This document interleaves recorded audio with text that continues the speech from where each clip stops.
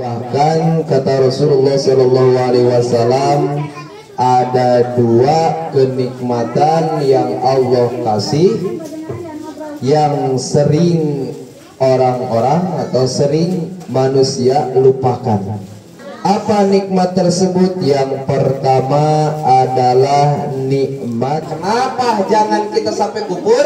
Karena siksa Allah atau azab Allah itu lebih pedih. Mending kita syukuri kesehatan kita, apa mending Allah cabut kesehatan kita sehingga kita sakit baru kita sadar? Mending sadar sebelum kita dikasih sakit, apa mending sadar ketika kita sedang sakit? Mending sadar sebelum kita sakit, gitu ya. Jadi jangan sampai. Jadi gini, kita tuh harus berpikirlah seperti apa ketika ada kabar, baik itu kabarnya kelihatan dengan mata kita atau dengan telinga kita. Kabar apa? Orang lain sakit. Itu sebenarnya pada hakikatnya Allah sedang memberikan apa? Peringatan kepada kita.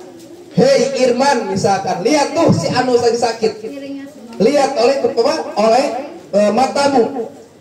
Untuk apa? Memperingatkan Allah itu supaya apa? Supaya si Irman senantiasa ingat terhadap kesehatan yang telah Allah berikan kepada si Irman. Itu terdengar misalkan kata siapa? Kata si Erik misalkan. Ketelinging misalkan ya, kedengaran sama telinga kakak misalkan. Si Anu lagi sakit. Nah itu sebenarnya pada hakikatnya Allah sedang memperingatkan kepada diri kita bahwa kita harus sadar akan nikmat kesehatan dari Allah. Itu yang pertama. Yang kedua, nikmat yang senantiasa kita lupakan, kata Rasulullah SAW, yang sering manusia lupakan itu adalah nikmat kesempatan. Gak sadar apa Allah masih kasih kesempatan kepada kita untuk apa? Untuk hidup di dunia. Allah masih kasih kesempatan apa? Nih, aku kasih kesempatan waktumu untuk hidup di dunia. Untuk apa? Cari itu bekal. Untuk apa? Kembali ke alam akhirat. Aku kasih kesempatan untuk apa? Untuk bertobat kepada Allah. Atas apa? Atas dosa yang telah kau perbuat pada waktu itu. Yang lalu biarlah berlalu, tobatkan kepada Allah supaya apa? Supaya clear semuanya. Dosa terhadap Allah, tobat bersama Allah. Dosa terhadap manusia, minta ampunan, minta maaf kepada manusia tersebut, minta pembebasan terhadap manusia tersebut. Mumpung apa? Mumpung Allah kasih kesempatan. Malaikat mau cabut nyawa kita, nge-WA dulu gak? Pak Ari siap-siap ya besok jam 9 saya datang. Enggak kan? Atau nge-BA dulu, nelpon dulu. Atau ada surat dulu, surat peringatan, pemanggilan. Enggak kan? Kapanpun dan dimanapun kematian itu akan menghampiri kita. Mati atau meninggal perlu gak yang namanya syaratnya itu kalau meninggal harus tua dulu? Enggak ya. Kalau meninggal syaratnya harus tua dulu. Pak Yadi hati-hati. Di sini yang paling tua Pak Yadi. Karena apa? Karena kematian tidak memerlukan syarat untuk tua dulu. Beting besok tuh kakak duluan, gitu kan? Yang lebih muda jangan dulu kan? Belum nikah. Belum kawin ya. Gitu. Kematian tidak memerlukan syarat untuk yang meninggal wayana sakit dulu. Sekian bulan, sekian hari baru meninggal, baru bisa meninggal. Yang enggak sakit gak bisa meninggal ya? Enggak kayak gitu. Yang sakit, yang enggak sakit, yang tua ataupun yang muda ataupun baik sekalipun bahkan yang masih ada dalam rahimnya, ketika Allah sudah menetapkan bahwa dia itu harus kembali kepada Allah, maka waktu itu juga, detik itu juga dia kembali kepada Allah. Tidak ada yang bisa menghalanginya dan tidak bisa disogok malaikat itu.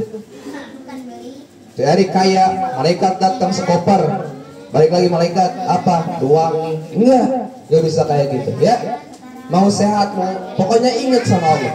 Maka kata Rasulullah SAW, beramallah engkau seakan-akan engkau akan mati besok, dan carilah dunia seakan-akan engkau akan hidup 1000 tahun.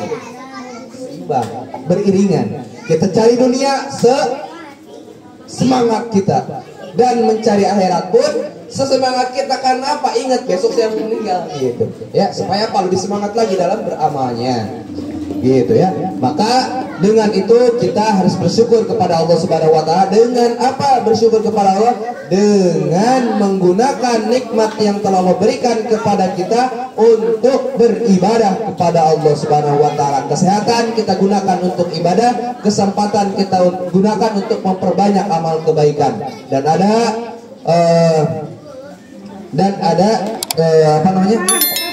ilmu dari Rasulullah SAW yang Rasulullah perintahkan kepada kita supaya kita dicatatkan sebagai orang yang bersyukur, yaitu ada lafaz alhamdulillah bi ni'mah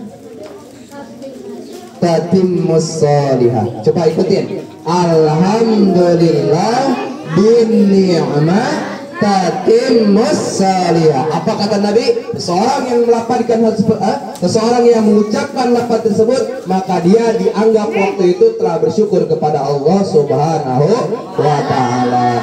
Mungkin hanya itu yang dapat kita sampaikan. Kurang lebihnya mohon maaf. Munzur maqala wa tanzur maqila. Lihat apa yang dibicarakan, yang lihat siapa yang bicara. Kita tutup dengan doa kifaratul majlis bersama-sama. Subhanakallahumma wa bihamdika asyhadu an la ilaha illa anta astaghfiruka wa atubu ilaik. Rabbighfirli wa li walidayya warhamhuma kama rabbayana shaghira. Rabbana atina fid dunya hasanah wa fil akhirati hasanah wa qina adzabannar. Subhana rabbika rabbil izzati amma yasifun wa salamun alal mursalin walhamdulillahi rabbil alamin.